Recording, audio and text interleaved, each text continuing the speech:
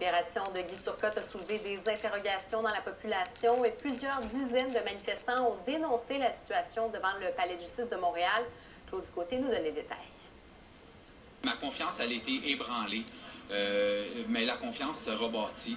Je veux dire, je suis confiant qu'on peut faire marche arrière. La colère est toujours présente, l'incompréhension aussi. C'est trop grave, qu'est-ce qu'il a fait. Je pense que de le laisser sortir, c'est là que l'injustice est encore recréée. Je veux dire, il est dangereux, puis on est informé. Puis comme société, on ne devrait pas accepter qu'un meurtrier court les rues. Alors, je lui dis, qu'est-ce que tu as fait? Tu vas payer pour un jour. Regarde-toi dans le miroir.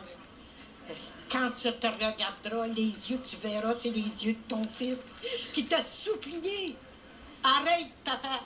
Le directeur des poursuites criminelles et pénales en appelle de la décision de libérer Guy Turcotte en attendant son procès. Mais la confiance envers le système de justice n'est pas rétablie pour ces manifestants.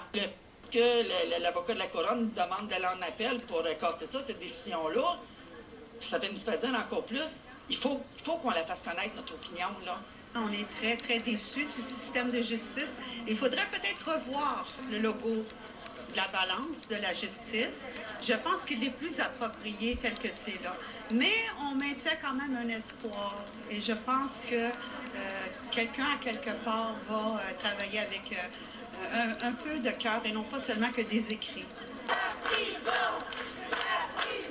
Ils étaient environ 80 devant le palais de justice de Montréal samedi. Ils réclament ni plus ni moins que Guy Turcotte retourne en prison. Et ils espèrent aussi un verdict différent. Nous soutenons la cause, vu qu'on a des enfants, nous aussi, qu'on trouve ça important que la justice, ça soit juste.